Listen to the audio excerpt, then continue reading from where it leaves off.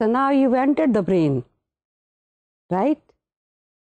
The last two lectures that we had actually entered into various parts of the brain, the various components of the brain, and you found out how each part of the brain is important in regulating behavior, and how important it is for each behavior to be balanced.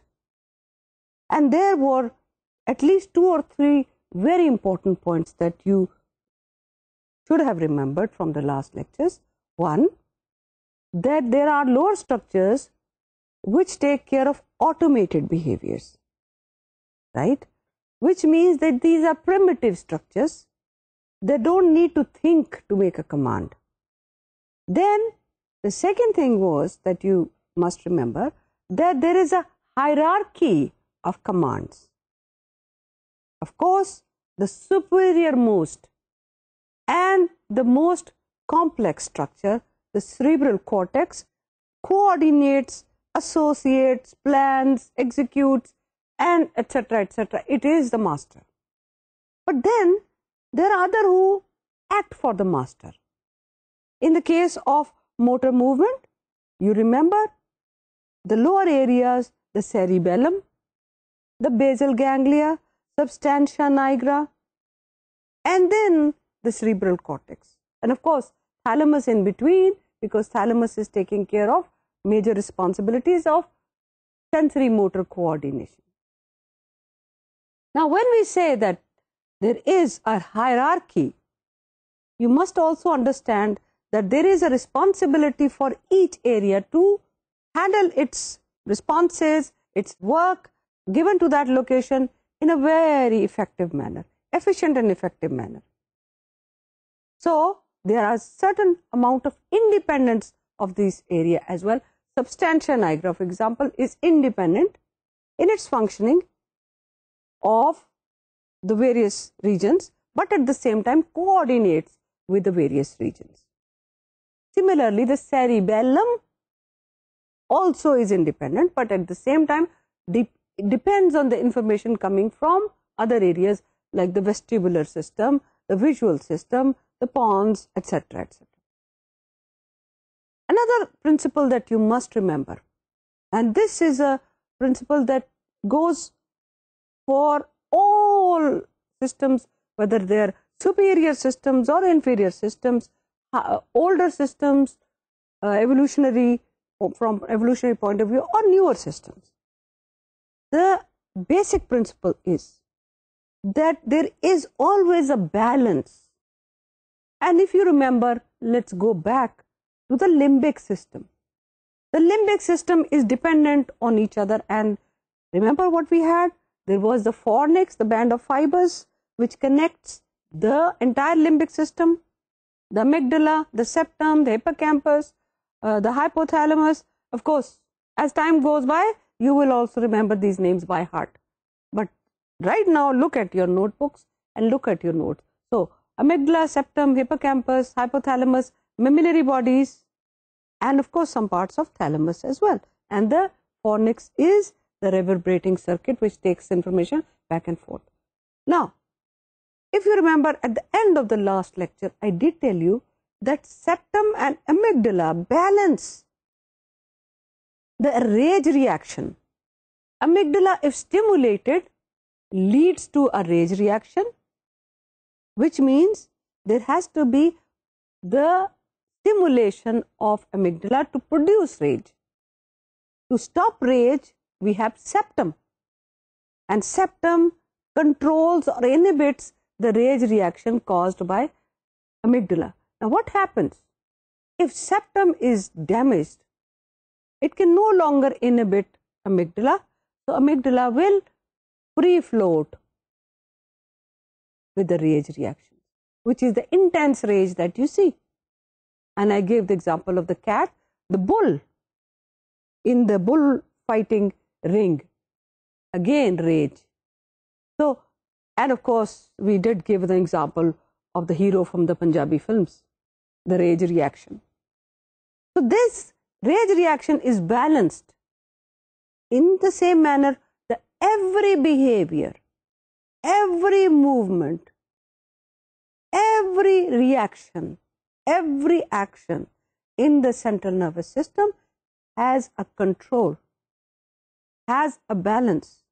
So the neighboring areas sort of tone down action of one another. Having said that, let me just move on. And we talked about the limbic system.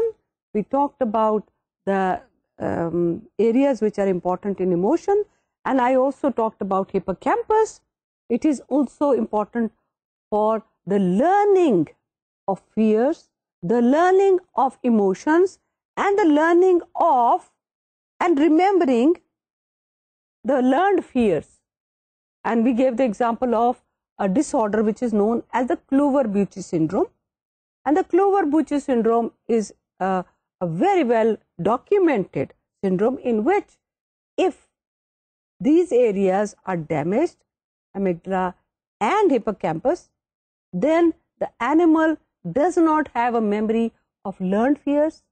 Then there was hyperorality, hypersexuality, and of course a host of bland face without expression of emotions, etc., etc. Then we went into the mammillary bodies. Of course, mammillary body is extremely important in memory, and therefore it is also part of the limbic system. But independently, we talked about mammillary bodies having a strong role in memory, especially long-term memory. And we talked about the Korsakoff's syndrome, in which the mammillary bodies degenerate after long-term abuse of alcohol. And there was this, there are various hypotheses, and one of them says it is because lead toxic is deposited in the mammillary bodies, which degenerates these nuclei. Let's move on and let's see what we have today. And I remember last of all we talked about the caudate nucleus, and we talked about how the caudate nucleus is involved in motor coordination. And if you are learning a new task, it is the cerebral cortex which sort of coordinates, but once it becomes automated, it goes down into the lower structures and the caudate nucleus then takes over. We had globus pallidus, caudate and putamen, all of these taking care of the corpus striatum, taking care of the automated actions like bicycling, like playing tennis, like doing driving a car. So all these actions are automated, and you don't have to think twice before changing a gear, or you don't have to think whether one foot will go up or the other will go down when you're pedaling. It becomes automatic. But when the caudate or the basal ganglia is damaged, then there is a slowing down of response, which means that the cerebral cortex has taken over. The hypokinesia of Parkinson's is therefore due to the damage to the basal ganglionic areas. Let's move on to the next one. We have talked about the Huntington's chorea also because of damage to basal ganglia. Also, we talked about some cognitive deficits which come from damage to basal ganglia. Deficits in spatial memory, deficits in ability to switch to appropriate motor behaviors, and that is also part of the basal ganglionic actions. The limbic system, the basal ganglionic system, the basal ganglia and the lower areas all have their inputs from the higher areas because they get their commands and their restrictions from the cerebral cortex. Then there are other areas such as diencephalon. Now, diencephalon is an area which we have just entered. Sitting on top of the limbic system and becoming a part of the limbic system is the diencephalonic area. Diencephalonic areas has two major components, the hypothalamus and the thalamus. These two areas are extremely important because without the thalamus and without the hypothalamus, we would not be functioning. I would not be able to move my hands.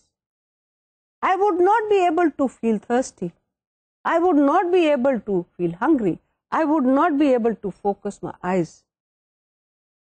So, these two areas, the diencephalic areas, are critical in the functioning and maintenance of the body that you have, the homeostatic functions as well. Now, let's see where they lie. They lie immediately under the cerebral cortex, but also under some of these areas, the limbic areas that we talked about. The hypothalamus is basically at the base of the brain here. If we open the brain from here, from the base, we will be able to see the pituitary. We'll talk about the pituitary. Extremely important as a master gland. It commands all the glandular functions, the hormonal functions, and then sitting on top of the pituitary is the hypothalamus, and sitting on top of the hypothalamus is the thalamus. So let's see what the hypothalamus and thalamus are doing for you. Hypothalamus, as I said, is lying at the base of the brain. It is at the third ventricle. Remember where the third ventricle was? The ventricle which takes the cerebrospinal fluid around the brain. It's very small in size. But size pe na jana. Ye bahut important functions hai. So, hypothalamus, very small but very important. Located beneath the thalamus as I described and above the pituitary. So, आसान तरीका याद रखने का है कि hypothalamus, where is hypothalamus located? Located above the pituitary, beneath the thalamus. Simple as that. And there are many major projections of the brain which are passing, extremely important fiber systems which pass through the hypothalamus. But that is not the only reason why hypothalamus is important. And I will list the number of reasons which I would like you to remember and which I would like you to understand, because this is one of my favorite questions in examination. Hint, hint. So this is going to be part of your examination as well. Hypothalamus की location से आपको पता चल जाएगा कि why it is important. ये जो pituitary के ऊपर है और thalamus के नीचे है. पहली बात तो projections की आ गई. इसमें एक बहुत ही important projection bundle है fiber systems का, जिसमें major neurotransmitters are passing through. Serotonin, dopamine, norepinephrine, ये सारों का fiber bundles hypothalamus से होकर गुजरता है, और उस बंडल का नाम लिख लें medial forebrain bundle. So ये midline से ऊपर जा रहा है into the forebrain. This is why it is called the medial forebrain bundle. Okay, so one of the important parts of hypothalamus is the medial forebrain bundle, and which is why hypothalamus is involved in all major neurotransmitter actions. तो ये बात तो पहली हो गई. दूसरी बात ये है, अभी कुछ अंदाजा हुआ नहीं? हिंट मैंने दिया था कि पिट्यूटरी के ऊपर ये बैठा हुआ, it's sitting on top of the pituitary. फिर मैंने आपको बताया pituitary the master gland, right? जितने हार्मोनल फंक्शन है बॉडी के और ब्रेन में जो हार्मोन्स रिलीज होते हैं वो कौन कंट्रोल करता है? ब्रेन कंट्रोल करती है. हाँ करती है. किस तरह की करती है? पिट्यूटरी मास्टर कंट्रोल है, उस तक कैसे पहुंचती है ब्रेन? भाई हाइपोथैलेमस के थ्रू. तो hypothalamus is the bridge between the hormonal control and the brain. So the hypothalamic pituitary connections are extremely important for all hormonal changes that take place within the body, and it passes on the commands of the brain to the hormones and passes on the state of hormones to the brain. So a bridge a channel, a command system, a translator, whatever you may call it. The hypothalamic pituitary connection is therefore important, and that makes hypothalamus so important. It is the one which is translating action of the hormones for the brain to understand کہ اس وقت hormones کا state کیا ہے, تو brain پھر command دے گی کہ یہ ہارمون ریلیز کرو, اس کی ابھی ضرورت ہے. اور یہ کمانڈ واپس لے جانے کے لیے again hypothalamus translates the language into the hormone language. کس طرح سے؟ اس لیے کہ ہائپوتھیلمس خود ہارمونز ریلیز کرتا ہے, and these hormones are called the neuro secretory hormones, and these hormones are located at the base of hypothalamus. تو hormones کی زبان ہارمونز کے ساتھ بات کرنے کے لیے ہائپوتھیلمس کے کچھ سیلز ہیں which are neurosecretory cells which secrete hormones within the brain, within the hypothalamus, and they carry on these messages to the pituitary. Therefore, the hypothalamic pituitary connection for neural and endocrinal information is important. دوسری بات, hypothalamus خود کچھ factors release کرتا ہے, hormonal releasing factors, اور یہ hormonal releasing factors جا کے پیٹوٹری کو ایکٹ کرتے ہیں. تو HRFs ہیں, hormonal releasing factors which go and act on the pituitary, which then releases appropriate hormones. اور ریلیزنگ فیکٹرز بڑے ڈفرینٹ قسم کے ہوتے ہیں. فیمیل ایسٹروجن کے لیے ریلیزنگ ہارمون, پھر اسی طرح سے میل اینڈروجنس کے لیے ریلیزنگ ہارمون, اگریشن کے لیے releasing hormone, thirst and hunger کے لیے بھی ریلیزنگ اپروپریٹ ریلیزنگ فیکٹرز وغیرہ وغیرہ. Therefore, ہائپوتھیلمس کے پاس ایک ڈکشنری ہے آف ہارمونل فیکٹرز. ہائپوتھیلمس کی ذمہ داری نیورو ٹرانسمیشنس کا پیسجز, دوسری ذمہ داری ہائپوتھیلامک پیٹوٹری کنیکشن, ہارمونس, اس کے میسجز ٹرانسلیٹ کرنا. تیسری اس کے علاوہ ذمہ داری یہ ہے کہ یہ آپ کے سروائیول فنکشنز کو اور مینٹیننس فنکشنز. اب آپ پوچھیں گے یہ کوئی گاڑی ہے جس کو مینٹین کرنے کی ضرورت پڑتی ہے ہمارا جسم, یہ کوئی میری جو کمپیوٹر ہے جس کو مینٹین کرنے کی ضرورت پڑتی ہے. اپنے فزیولوجیکل اسٹیٹس کو دیکھو, آپ کھاتے ہو کھانا, کیوں؟ بھوک لگتی ہے نا. بھوک کیوں لگتی ہے؟ اس لیے کہ باڈی کو ضرورت محسوس ہوتی ہے, اور وہ ضرورت جو محسوس ہونا, یہ کہاں سے سگنلز آتے ہیں؟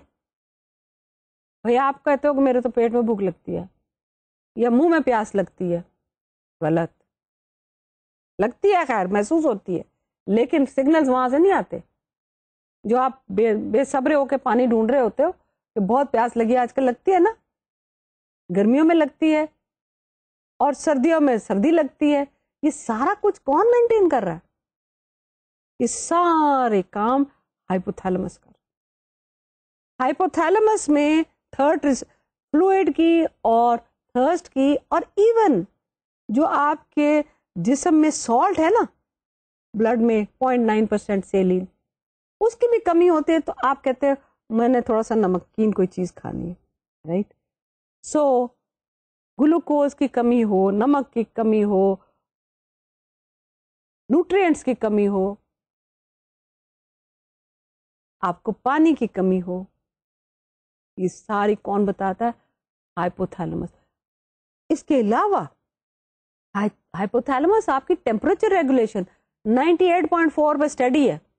آپ ایئر کنڈیشننگ میں بیٹھے یا ہیٹنگ میں بیٹھے یا دھوپ میں جائیں یا سائے میں جائیں, کہیں آپ ایکسپیریمنٹ کر کے دیکھ لو 98.4 سے آپ کا ٹیمپریچر اوپر نیچے ہوتا ہے کہ نہیں ہوتا؟ ہوتا ہے؟ نہیں ہوتا نا. بہت گرمی ہوتی ہے تو پسینے آنے شروع ہو جاتے ہیں. کیوں؟ کس نے آپ کو, آپ کے باڈی کو کس نے کہا کہ پسینہ آنا چاہیے؟ کیوں؟ باڈی کو کولنگ کی ضرورت ہے, ٹیمپریچر بڑھتا ہے اندر سے. تو یہ ہائپوتھیلمس ہے جو ٹیمپریچر ریگولیشن. اوکے, تو اتنا امپورٹنٹ, یہ اس لیے میں نے کہا تھا سائز پہ نہ جانا, یہ چھوٹا سا ایک ڈاٹ جتنا ایریا ہے, لیکن یہ ڈاٹ جتنا ایریا پورے سسٹم کو, جو آپ کی باڈی ہے 6 فٹ 7 فٹ کتنے فٹ کے, ایک وہ میرا خیال ہے ایک چائنیز ہے, دا tallest main in the world, تو یہ ساروں کا from the smallest to the largest part of your body is being maintained by the hypothalamus. Okay, let me give you some specifics. Hypothalamus کا جو انٹیریئر حصہ ہے, interior حصہ کون سا ہے بھائی, سامنے والا, ان دا فرنٹ آف. تو anterior hypothalamus is responsible for thirst regulation. آپ کہیں گے وہ تو کڈنی سے ہوتا ہے. کڈنی کو کچھ ہارمونس سچ ایز اینجائیوٹینسن ریلیز کر کے بھیجتا ہے ہائپوتھیلمس. پھر کڈنیز 2 کام کرتے ہیں, ایک پانی روکتے ہیں, تو you don't excrete water and then you seek water.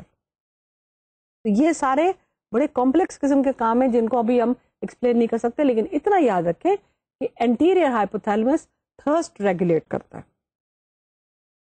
پھر آپ کہیں گے کہ آپ نے تو یہ بھی کہا تھا کہ کھانا پینا بھی یہ ریگولیٹ کرتا ہے نا, ہے. اور اس کو یہ سمجھ لیجئے, take it from me, I have been working on this hypothalamus, the second favorite area of my life. ایک تو میرا فیوریٹ ایریا سبسٹینشل نائگرا بتایا تھا نا, ہائپوتھیلمس پہ بھی 5 سال میں نے ریسرچ کیا, اور اسی کے چھوٹا سا ایک کمپوننٹ ہے کہ بھوک لگنے کے لیے کون سا ایریا ہے, بھوک بند کرنے کے لیے کون سا ایریا ہے.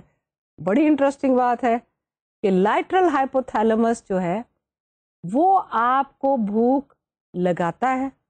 ہائپوتھیلمس لیٹرل کون سا, سائڈ والا hypothalamus. Middle of the hypothalamus ventromedial hypothalamus, medial hypothalamus. Middle of the hypothalamus وہ ایریا ہے جو آپ کو کھانا کھانے سے روکتا ہے. بس پیٹ بہت بھر گیا آپ کہتے ہیں نا, اور پیٹ نہیں بھرتا, سگنل آتے ہیں بس کرو, بہت ہمیں نیوٹریشن مل گیا.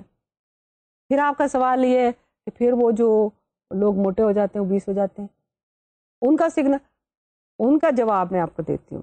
میں نے خود یہ ایکسپیریمنٹ کیے ہوئے. وینٹرومیڈیل ہائپوتھیلمس بھوک کو روکتا ہے, لیٹرل ہائپوتھیلمس بھوک کو کہتا ہے کھانا کھاؤ. اب جب یہ دونوں بیلنس, یاد ہے میں نے آپ سے شروع میں کہا تھا کہ برین میں بڑی اچھی طرح بیلنسز ہے. تو if we lesion the lateral hypothalamus which tells the animal to eat,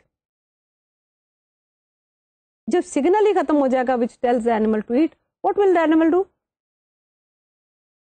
Yes, of course, the animal cannot eat. Signal ہی نہیں ختم ہو گیا, سگنل gone, finished.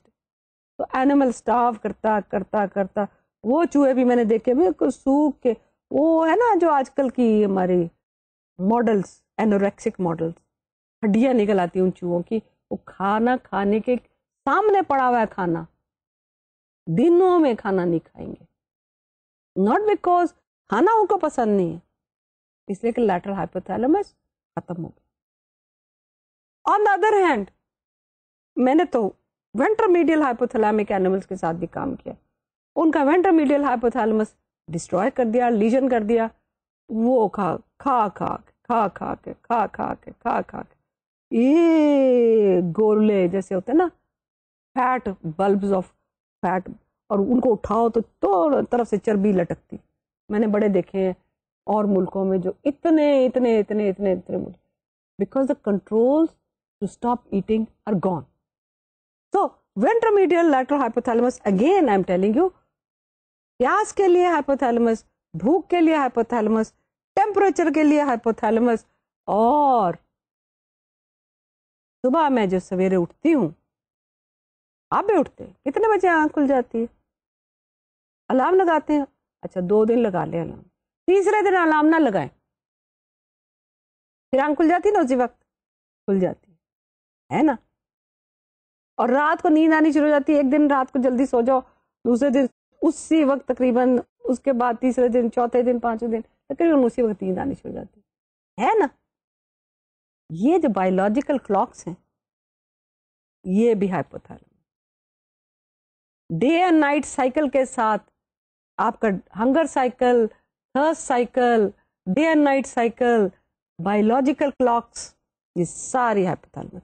ہائپوتھیلمس کے ساتھ ایک بڑا امپورٹنٹ ایریا ہے which is known as the SCN, suprachiasmatic nucleus. اور یہ جو ہے it is important in diurnal day and night cycle. diurnal اس لیے کہتے ہیں day and night ہے, اور یہ animals میں تو بہت زیادہ, because they are controlled by birds. look at birds, وہ صبح جو بولنی شروع ہوتی ہیں ان کی گھڑیاں کہاں ہیں جو ان کو الارم کلاک بتائیں. یہ سپر chiasmatic nucleus ہے SCN in the hypothalamus, which is then passing on this information of day and night to us. So hypothalamus is important in all major survival and maintenance functions of the body. آپ جب بھوک لگے گی تو یہ سوچنا کہ بھوک مجھے نہیں لگی, میرے ہائپوتھیلمس نے مجھے سگنل بھیجا. اس سے یاد رہے گا. یا پیاس کیوں لگی, کیونکہ ہائپوتھیلمس نے سگنل کیا ہے کہ باڈی میں پانی کم ہے, جاؤ پانی پیو. تو you are under the command of the master. دوسرا اسٹرکچر جو ڈائنسیفلونک ایریا ہے وہ ہے thalamus. Thalamus like the American football, American football کی نا اوول ٹائپ شیپ ہے, اسی طرح کا ایک یہ بال سا ہے which is sitting on top of the thalamus.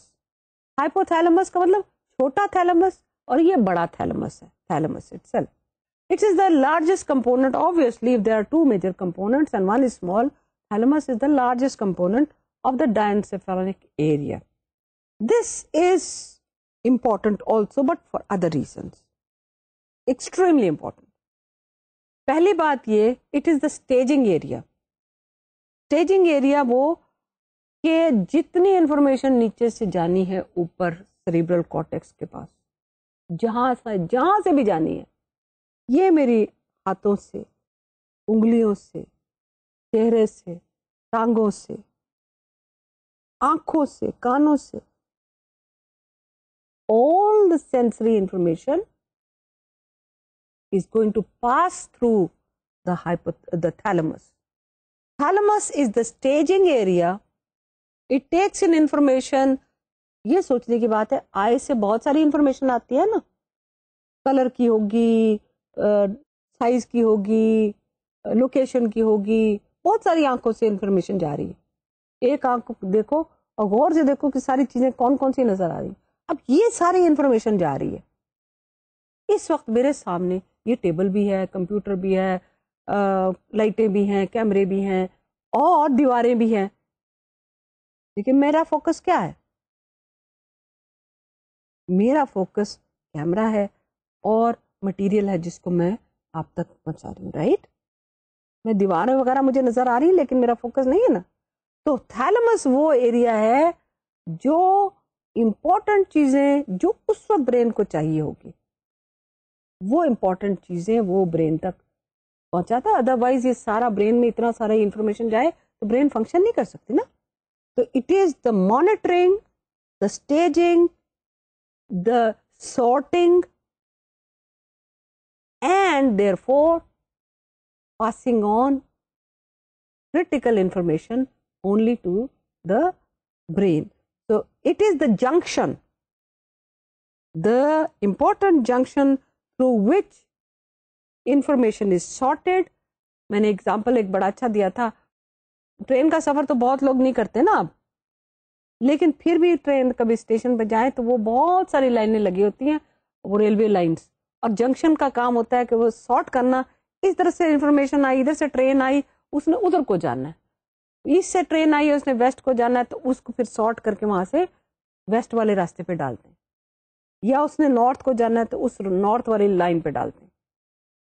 یہ جو جنکشن ہے, thalamus is a junction, and so information coming from all the sensory areas, extremities, going up to the cerebral cortex, various cerebral cortices, auditory information to the auditory cortex, has to pass through the medial geniculate nuclei of the thalamus.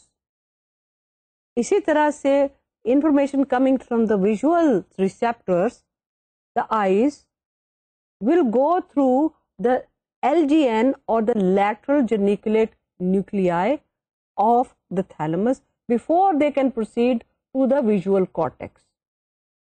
So what we have here is also same for the somatosensory cortex. If they have to go to the somatosensory area, the parietal cortex, again the staging areas. Now, thalamus is very nicely divided. Nature is very organized. There is the visual staging area, the auditory staging area, the somatosensory staging area, and also there are some areas which are, as you very logically must have thought, کہ اتنی specialize تو نہیں نا کہ صرف visual information ہے, auditory ہے, کوآرڈینیٹڈ بھی تو ہے نا, سننا, دیکھنا, محسوس کرنا, یہ ساری چیزیں. مجھے یہ کیسے پتا ہے گلاس ہے, یہ محسوس ہو رہا ہے, لیکن میں دیکھتی ہوں تو آنکھوں سے کنفرم ہو جاتا ہے نا. تو یہ ساری کہاں کوآرڈینیٹ ہو رہی ہے, سیپریٹ قسم کی انفارمیشن. یہ اس کو ہم کہتے ہیں ملٹی موڈل, ڈفرنٹ موڈز اور ڈفرنٹ اسپیشلٹیز کی انفارمیشن بھی ڈفرنٹ ایریاز ہائپوتھیلمس سے کوآرڈینیٹ ہو کے جا رہی ہے. تو ملٹی موڈل, اور اس کو کہتے ہیں non specific. And these multi modal and non specific, یہ اپنے فائبر ساری برین میں بھیجتے ہیں. یہ کس لیے امپورٹنٹ ہے؟ یہ امپورٹنٹ ہے electro physiological activity of the brain. Thalamus کو اسٹیمولیٹ کرو تو ساری برین جو ہے نا اس میں الیکٹریکل اراؤزل ہو جاتا ہے. تو this is not just visual, this is not just auditory, this is not just somatosensory, this is not just multimodal, but it's also non-specific or diffuse spread out projections which are then taking care of the electrical activity of the brain as well as association. اس میں پھر ہمارا ایک بہت important, 2-3 important rules جو میں آپ کو بتاتی چلوں. ایک ہے importance of the thalamus in sleep and awakening. Electrical activity, coordinated, coming to all and going to all brain areas. تو یہ تو ایک ہوا. دوسرا important function بہت زیادہ ضروری یاد رکھنے کا ہے, وہ ہے memory. Thalamus is very important in memory and there is evidence of severe amnesia after damage to the midline thalamic area. So middle of the thalamic area is important for memory as well.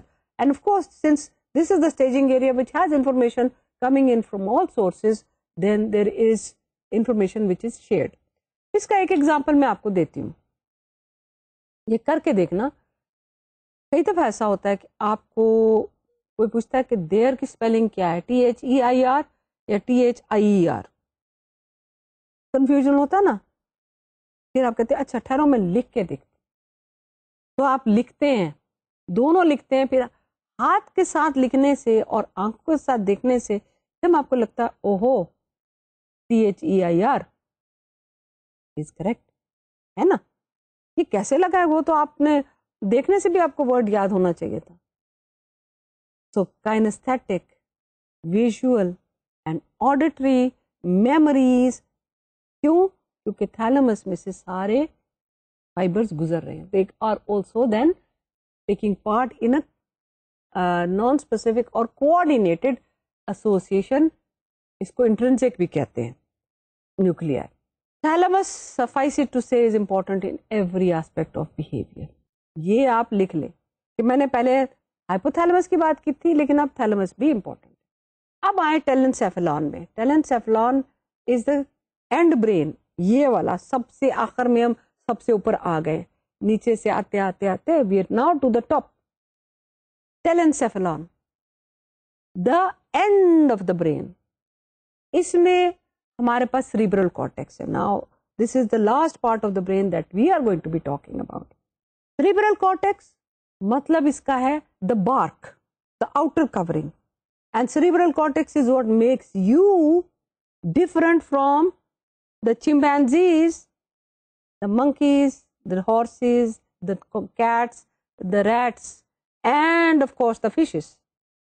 آپ کی cerebral cortex بہت بڑی ہے, اتنی گرو کر گئی ہے کہ اگر اس کو کھول کے, اس کے جو 2 لیئرس ہیں ان کو کھول کے ہم سیدھی ایک لائن میں ڈالیں تو کتنا ہمارا ڈسٹینس کور ہوگا, 20 square feet. My god. And this is in this little case that I carry on my head. And this little case, اب اس میں کیسے پورا ہوگا, کیسے پورا ہوتا ہے؟ آپ پیکنگ کرتے ہو نا, جب چیزیں نہیں آتی نا تو پھر کیا کرتے ہو, جب ایک جگہ سے دوسری جگہ جانا, پھر وہ جو قمیضیں ہیں نا وہ گول گول گول فولڈ کر کے چھوٹے چھوٹے چھوٹے فولڈ کر کے سائڈوں میں گھسا دیتے, آ جاتی نا جگہ میں. بالکل یہی پرنسپل ہے برین فولڈز میں. یہ جو 20 اسکوائر فٹ ہے یہ جب فولڈ میں آتا ہے نا تو پھر یہ اس کیس میں اندر آ جاتا ہے. سو therefore there are what we call folds, and these folds like convolutions, and the folding grooves are called sulci, and these are smaller grooves or smaller folds.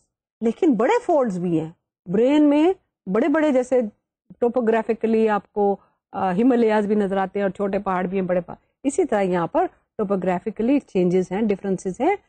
There are large folds, 2 بہت بڑے large folds ہیں.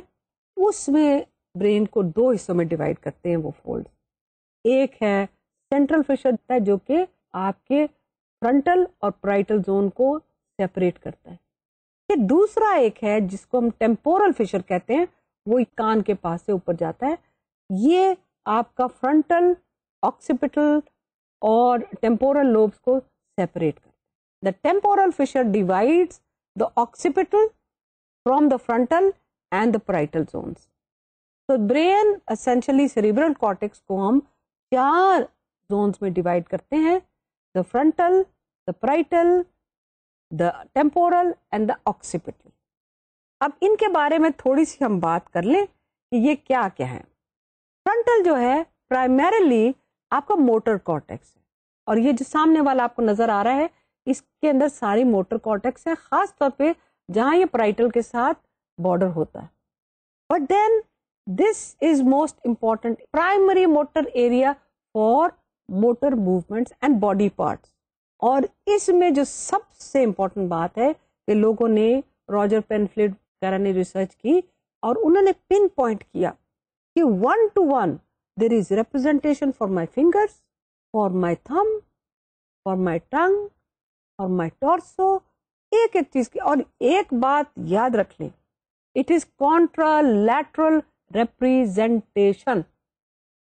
Left side کی representation right brain میں, right side کی representation left brain میں. So تمام motor connections are contralateral, they're going across to the other region. So all fibers cross over. اب آپ نے سوچنا تھا اور پوچھنا تھا, جو کہ آپ نے نہیں پوچھا, اس کے لیے نمبر کٹیں گے کیونکہ آپ کو سوچنا چاہیے. اسی لیے تو اللہ میاں نے دماغ دیا نا. Why do you have this big brain to think? سوچا آپ نے یہ نہیں کہ جب میں نے اتنے ہاتھ کراس کیے اور بینڈ فائبرز کراس کیے تو یہ کراس کیسے ہوتے ہیں بھائی؟ کراس ایسے ہوتے ہیں کہ اس دونوں ہیمسفیئرز کے درمیان بہت سارے بینڈ آف فائبرز ہیں, لیکن ایک بینڈ آف فائبر سب سے موٹا ہے اور سب سے تھک ہے. These are known as commissures, and this commissure is known as the corpus callosum. corpus callosum کا مطلب the body which brings messages together. So callosum, corpus callosum, یہ ادھر کے میسج ادھر, ادھر کے میسج ادھر لے کے جاتا ہے. So therefore in corpus callosum bodies are coordinated with the brain hemispheres.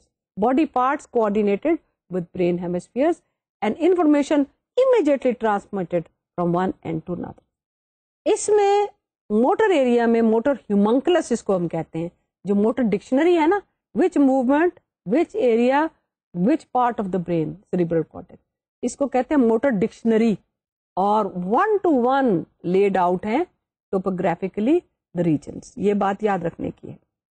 آپ کو شروع میں یاد ہوگا میں نے آپ سے کہا تھا کہ برین میں سے فرنٹل آئی فیلڈ نکلتے ہیں, برین میں سے آئی کپ نکلتے ہیں, وہ جب ڈیولپمنٹ آف دا آئی کی بات ہو رہی تھی. یس, ہیئر اگین یہاں پر فرنٹل آئی فیلڈس ہیں. تو یہ میری آنکھیں جو موو کرتی ہیں نا, یہ کنٹینیوسلی آپ کو نظر آ رہی ہوتی ہے نا. کانجوگیٹ آئی موومنٹ, میں کروں چاہوں تو آنکھیں موو کر سکتی ہوں میں ادھر سے ادھر, لیفٹ سے رائٹ, ایک ادھر کو جائے ایک ادھر کو جائے, نہیں ہوتا نا. تو یہ کانجوگیٹ آئی موومنٹ جو ہے یہ بھی برین کے فرنٹل ایریا میں ہے. اسی طرح سے آرٹیکولیشن, یہ جو میں بول رہی ہوں, اس کا کنٹرول کہاں پہ؟ بروکاز ایریا, اگین ان دا, یہ 3-4 میجر ایریاز, ادروائز تو this is very complex area. ایک اور ایریا جس کا میں آپ کو بتانا چاہوں گی, اور وہ ہمارے ایج کے ساتھ, ایکسپیرئنس کے ساتھ اور لرننگ کے ساتھ بنتا ہے اور سیکھتا ہے انسان, کنٹرولز آتے. This is the frontal prefrontal area, یہ بالکل سامنے کا. یہ prefrontal area is the control executive of the executive. جتنے ایگزیکٹو فنکشننگ ہیں جس میں فیصلے کرنے, ڈیسیجنس کرنے, پلاننگ کرنی, وہ سارا اس جگہ پہ فرنٹل میں. تو frontal area is very important. Then you move to the parietal, which is the pink zone that you see on your screen. Pink جو zone ہے, that is the parietal, very important. It is known as the somatosensory cortex. The somatosensory cortex is the cortex which feels, senses, آپ کی جو skin سے senses information جا رہی, muscle سے جو information جا رہی, kinesthetic information جا رہی, یہ ساری, اور space کے بارے میں جو information ہے, یہ ساری آپ کی parietal zone میں جا رہی. So parietal is also involved in an individual's behavior in relation to the environment. تو اس میں تھوڑی سی انفارمیشن occipital سے بھی آئے گی, temporal سے بھی آئے گی, frontal سے بھی آئے گی. So I know that the ceiling is on top of my head and the floor is under my feet, right? یہ انفارمیشن بھی اسپیشل انفارمیشن وہاں سے آتی ہے. اس میں ایک بڑا انٹرسٹنگ ڈس آرڈر ہے اور وہ ہے اسپیس نیگلیکٹ کا. اف ڈیمیجڈ کانٹرلیٹرل ایریا کو ہم نیگلیکٹ کر دیتے ہیں, اور پیشنٹس میں نے ایسے بھی دیکھے ہیں جو پیشنٹس, اس کی تصویریں دیکھی ہیں باقاعدہ, کہ پیشنٹ کے سامنے کھانے کی پلیٹ ہے, وہ کانٹرلیٹر نیگلیکٹ کرتا ہے, جس جگہ نیگلیکٹ ڈیمیج ہوا ہوا اس کی اپوزٹ سائڈ کو وہ کھانا کھاتا نہیں, پلیٹ میں صرف اس جگہ سے کھاتا ہے جو اس کے سامنے ہے. آدھی پلیٹ, آدھی تصویر, آدھا فیس شیو ہوا باقی نہیں ہوا, اس کو نیگلیکٹ کر دیتا ہے. ویری انٹرسٹنگ ڈس آرڈر, اور اس کی ہم نیورو سائیکولوجیکل جب پڑھیں گے تو وہاں پر یہ آئے گا. لیکن اسی طرح سے نیگلیکٹ, چلتے پھرتے ہو, کرسی سامنے پڑی ہوئی ہے لیکن اس سائڈ کی کرسی نظر نہیں آ رہی, اس میں ٹکرے مارتے جائیں گے, اس سائڈ کی کرسی نظر آتی ہے. تو یہ بہت ایک ویل نون ڈس آرڈر ہے which is known as sensory neglect, contralateral. Temporal جو لوب ہے, that is involved in a primary auditory information. اس کے ساتھ اس میں ایک اور بڑا امپورٹنٹ ایریا ہے which is جتنی آپ کی اسپیچ کو سمجھنا, میری بات آپ سمجھ رہے ہیں نا, سمجھ رہے ہیں, کمپریہینڈ کر رہے ہیں, ہاں, تو یہ ورنائکیز ایریا کام کر رہا ہے جو کہ ٹیمپورل لوب میں لوکیٹڈ ہے. So Wernicke's area temporal zone میں, Broca's area in the frontal area. اس کے آخر میں آپ کا ہے دا آکسیپیٹل لوب, اور آکسیپیٹل لوب میں پرائمری اور سیکنڈری ویژول ایریاز موجود ہیں, اور یہ very well organised and very well coordinated. There are 6 layers of the cerebral cortex and there is a very distinct feature of each layer. یہ top most layer ہے جو cerebral cortex کا, جو میں نے آپ کو دکھائی ہے, یہ بالکل یہاں ڈورسل موسٹ ریجن ہے. ڈورسل موسٹ ریجن پہ سے ہم شروع ہوتے ہیں اور ہم اندر چلتے جاتے ہیں. لیئر 1 خالی ہے, دیکھنے میں خالی لگ رہا ہے نا, اور اس کو دیکھیے اگر مائکروسکوپ کے اندر دکھتے ہیں تو یہ کرس کراس سے آپ کو نظر آتے ہیں, فائبرز یوں یوں یوں یوں جا رہے ہیں اور سیل باڈیز نہیں نظر آ رہی. اب یہاں لیئر 2 میں اگر آتے ہیں تو چھوٹی چھوٹی سیل باڈیز نظر آنی شروع ہو جاتی ہیں. لیئر 3 میں اگر ہم جاتے ہیں تو سیل باڈی ذرا ان کی ایکسٹینشن دور تک جا رہی ہیں. So there are some which are small and some which are large. And then if you go down deeper, اس میں ایک اور طرح کے سیل بھی نظر آتے ہیں جو لمبے, یہ وہ میرا فیوریٹ سیل ہے, پیرامڈل سیل. اس کی ایکزون بھی لمبا ہے, اور ڈینڈرائٹ کتنی لمبی ہے, اور بھی ڈینڈرائٹس ہیں لیکن ایک کتنی لمبی ہے. اسی طرح سے سو ہاریزونٹل اینڈ لیٹرل کمیونیکیشن کے لیے, دونوں کے لیے یہ استعمال ہوتا ہے. یہ چھوٹے چھوٹے سیل جو ہیں یہ امیڈیٹ کمیونیکیشن کے لیے, اب آگے جلتے جائیں, یہاں پر دیکھیے یہ اسٹیلیٹ سیلز ہیں, اور یہ اسٹیلیٹ سیل جو ہیں یہ اسٹار شیپ تھے, اور یہ with in this layer communication کرے. اتنا انٹریکیٹ. اب یہ اسپنڈل سیلز ہیں, یہ سیل صرف آپ کے ورٹیکل کمیونیکیشن کے لیے. تو آپ دیکھ رہے ہیں vertical communication, with in communication, horizontal communication, چھوٹا ہاریزونٹل کمیونیکیشن, بڑا horizontal communication, and there are these small pyramidal cell for communication of course vertical as well as horizontal. اب سیل فائبرز دیکھیے کس طرح جا رہے ہیں, کتنے فائبرز آپ کو نظر آ رہے ہیں. یہ سیل فائبرز جو ہیں یہ جو نیچے لیئر 6 سے چل رہے ہیں right up to layer 2, and this you can see the complexity of information that is then processed simultaneously by the 6 layers of cerebral cortex. So let me just list these areas quickly for you. Molecular layer number 1 تھا جس میں صرف fibres تھے, it's like intercommunication. دوسرا external گلیویولر تھا, اور وہ اس میں پیرامڈل سیلز ہیں, horizontal communication. External pyramidal layer تھا, اس میں لارج پیرامڈل سیل وہ جو نظر آ رہے تھے اوپر کو جاتے ہوئے, again it is important for horizontal communication. Internal granular layer ہے جو اسٹیلیٹ سیلز, جو سیل جو ڈیپر ہیں اور انٹرنل کمیونیکیشن کے لیے, اور انٹرنل پیرامڈل لیئرز جو کہ لارج پیرامڈل سیلز ہیں, اور وہ پیرامڈل سیلز کمیونیکیشن کے لیے اکراس دا لیئرز ہے. ملٹی فارم لیئر ہے سب سے چھوٹا والا جو ویری کرتا ہے شارٹ کمیونیکیشن کے لیے. The left hemisphere is the speaking hemisphere. The right hemisphere is the visual hemisphere, spatial hemisphere. لیکن ان دونوں کی انفارمیشن کراس ہوتی ہے. جب ہم بول رہے ہوتے ہیں تو ہم ساتھ ساتھ دیکھ بھی رہے ہوتے ہیں, اسپیشل انفارمیشن بھی استعمال کر رہے ہوتے ہیں, اور اس انفارمیشن کو ہم putting it together through the use of corpus callosum. یہ corpus callosum ہے جو لیفٹ ہیمسفیئر کو رائٹ ہیمسفیئر سے بات کراتا ہے. تو بات چیت کے ساتھ ہم دیکھتے بھی ہیں.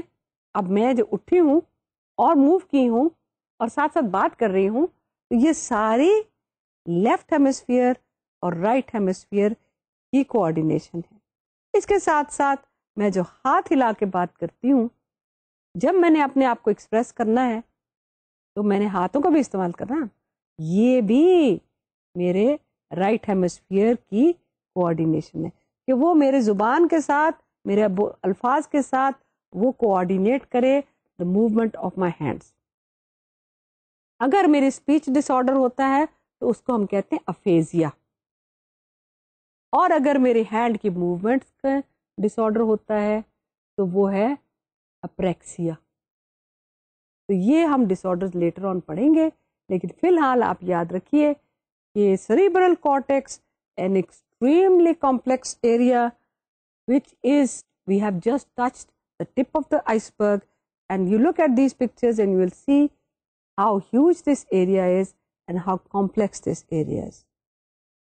Respect your brain and it will give you all what you need. اس کو سمجھیں, اس کو پڑھیں, اس کی تصویریں دیکھیں, because as I said before, now let me act as a real teacher.